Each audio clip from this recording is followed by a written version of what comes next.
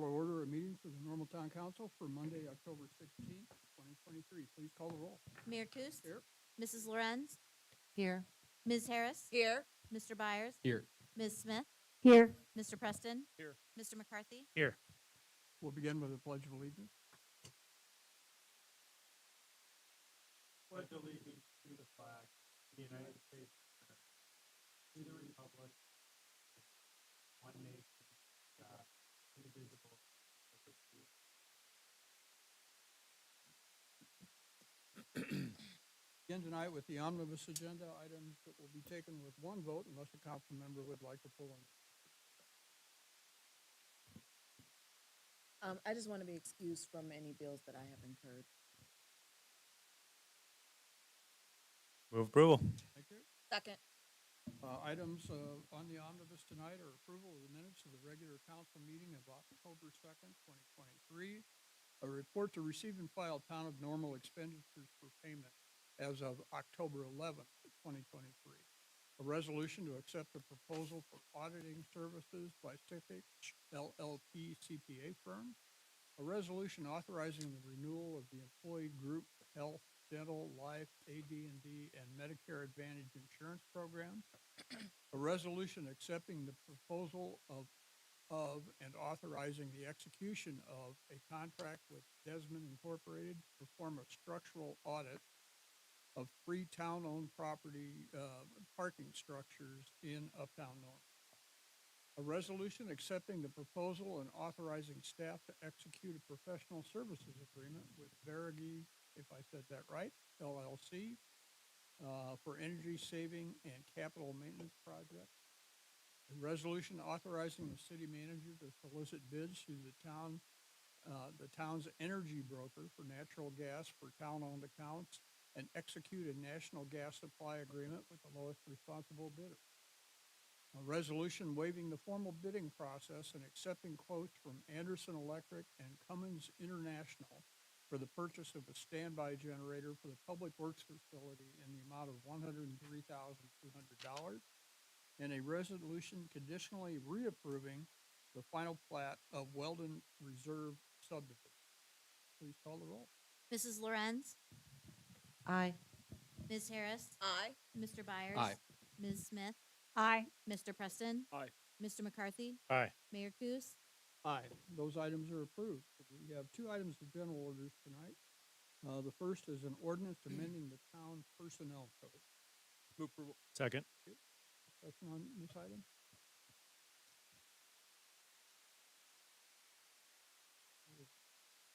Sure, I can make a few comments. Thank you. This is what we are asking council tonight is to approve a comprehensive update to the personnel code. The personnel code is part of the municipal code overall. This particular chapter applies to the what we refer to as classified employees. So it's the employees not covered by a collective bargaining agreement. We have not done a comprehensive update to the personnel code in quite some time, and there are some significant changes that we're asking council to support this evening. Those changes are highlighted in the council report, and I'll just give a quick synopsis. One pertains to residency. We currently have a residency requirement of for all employees that requires them to live either in McLean County or a 20-mile radius from College and Main Street intersection.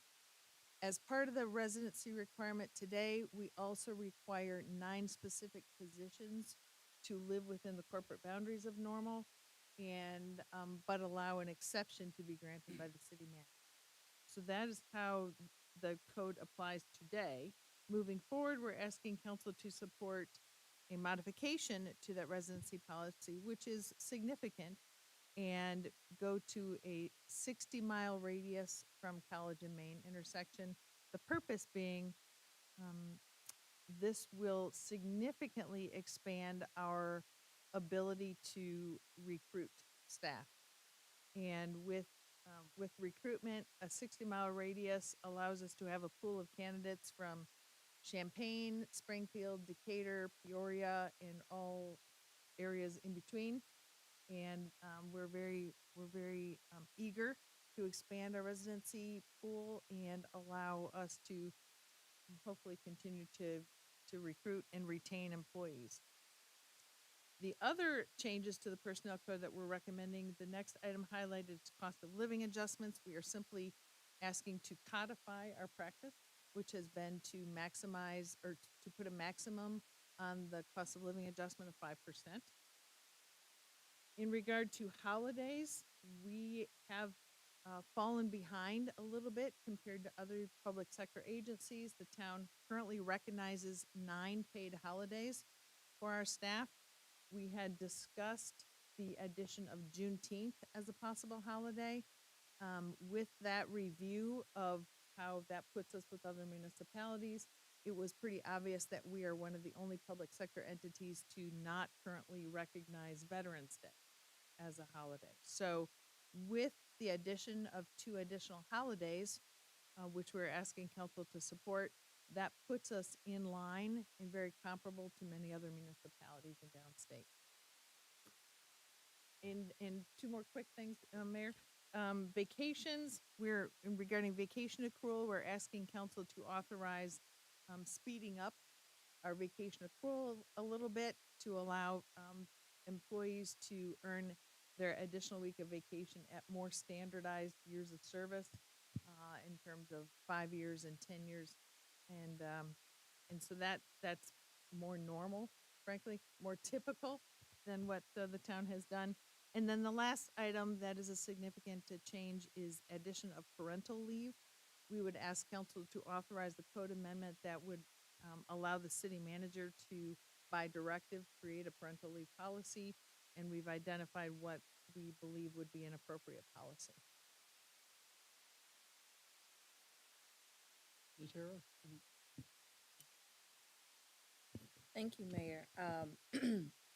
I don't have a specific question, but I really want to commend staff on taking the time to review this and to update it.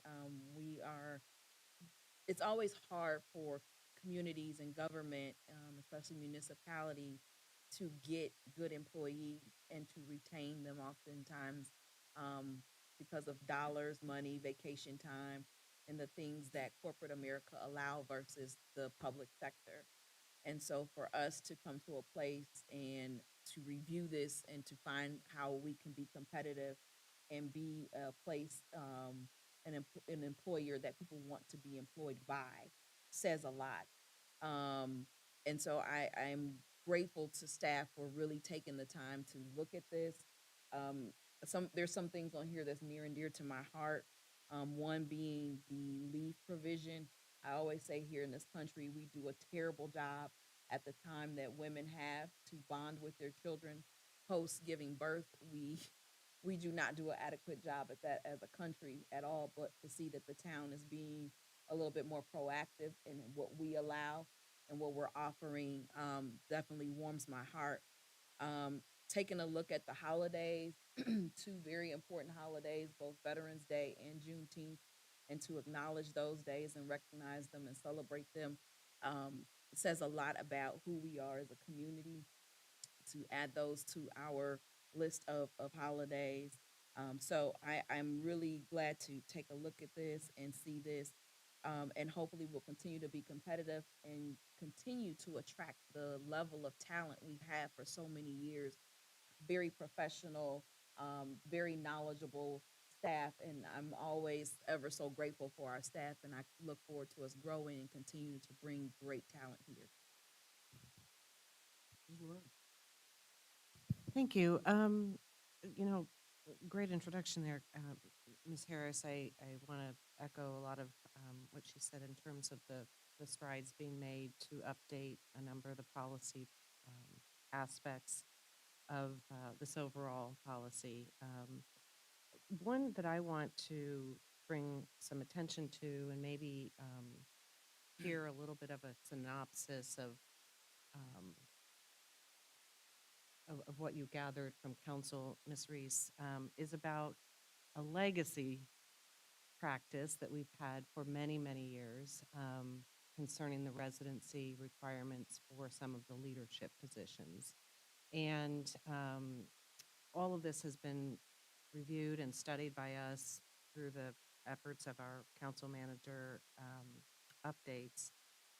And so I just was kind of wondering, I know how the conversation went in my council manager update with a colleague, but, overall, how would you summarize what the general sentiment was?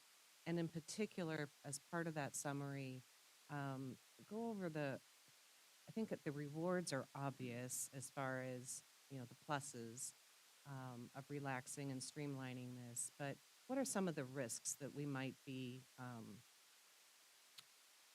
exposing ourselves to with not having a residency requirement for those 8 or 9 positions?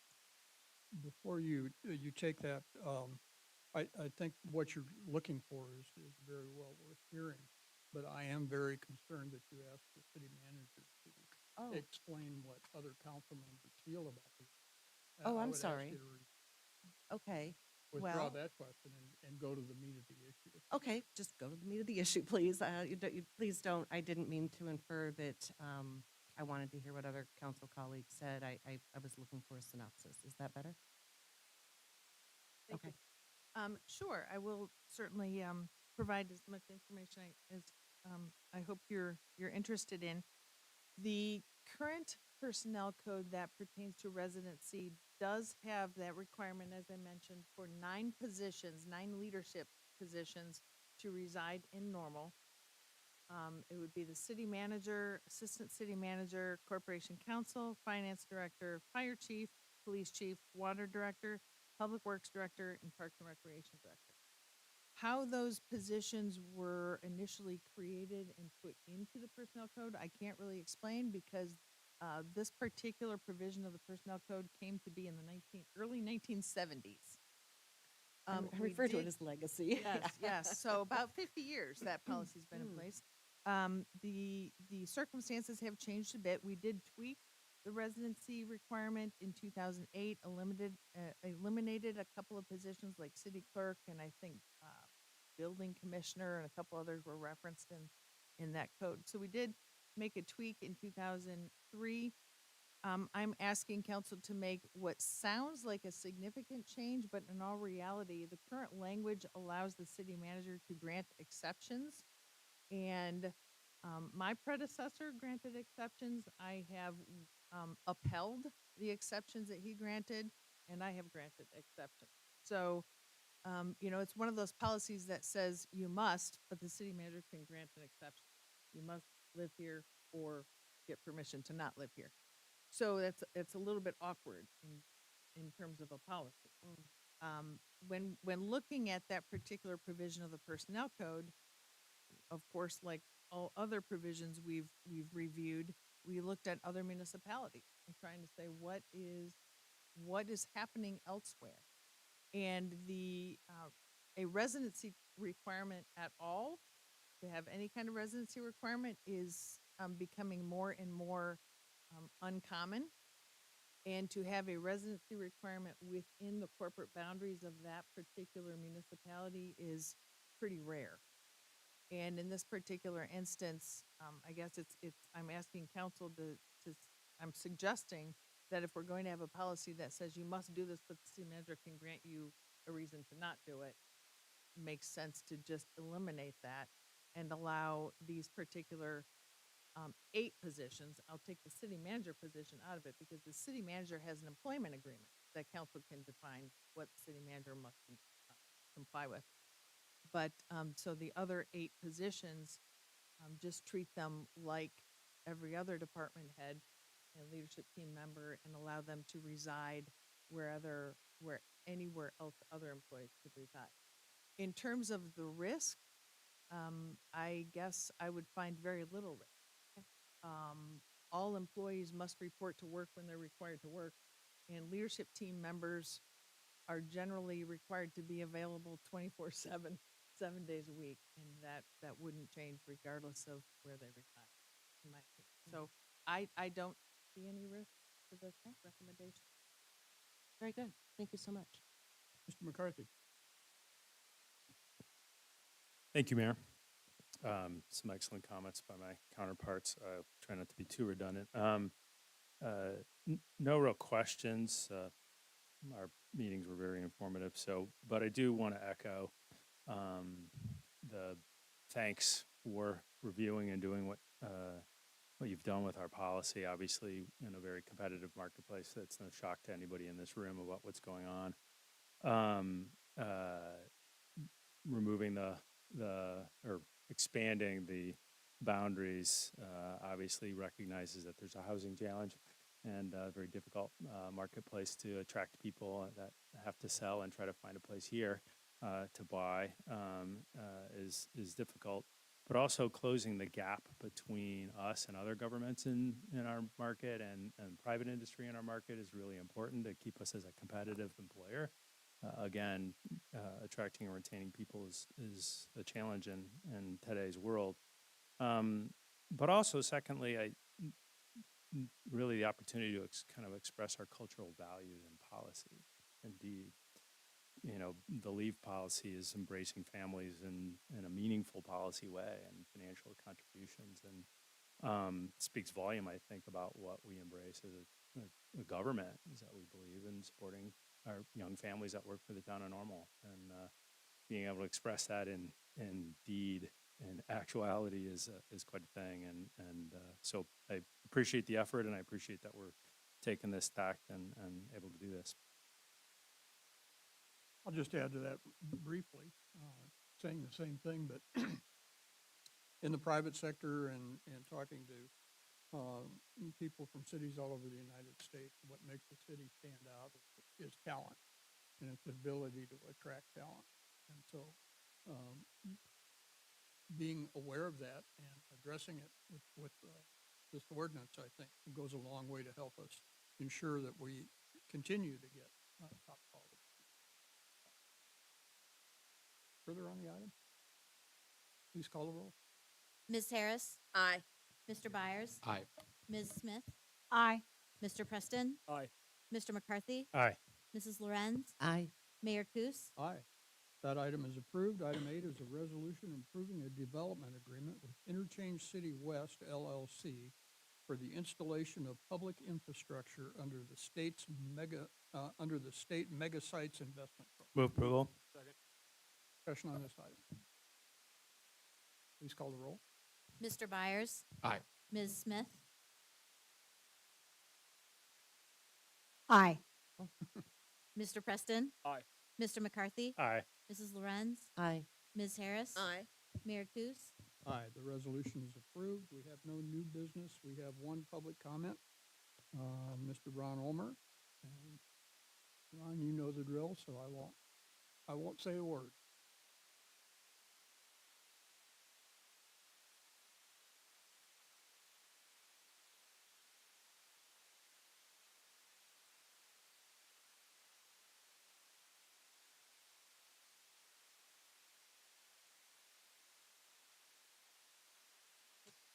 Yeah, There we go. I was going to ask you to Okay. wait till we get your microphone. okay, on. the There we only, go. the only thing is in public employees, get the 3% increase in pension, which is driving the state and other budgets. And, I recently heard of a retired high school teacher. Her pension is $8,000 a month, got 3% for many, many years. I've never earned $8,000 a month in my life. So just wanted you to know that there is a still huge perk for public employees, but I agree with pretty much everything you said. Okay, but when people come to work, they're not looking at their retirement. Okay, I have some concerns about safety in Normal. First, there was quite a discussion a few years ago and some incidents of pedestrians going under and between rail cars on University Street. Well, if a train is blocking University Street, the alternative would be Main Street, or one of the alternatives, probably the closest one to University.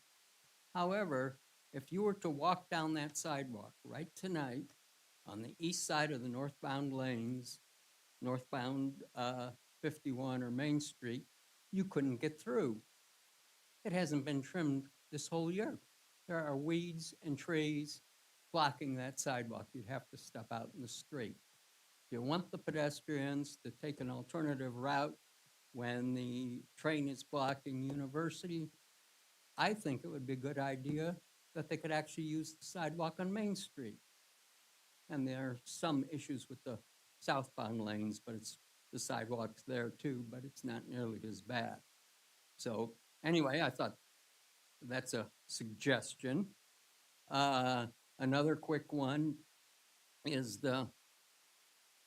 by this time of year, and I mentioned this to a couple of employees in the last few years at this time of year, about August, September, October, many times trees have grown, and then when there's a drought, they sag. And a lot of times, stop signs, speed limit signs are blocked by tree limbs, leaves.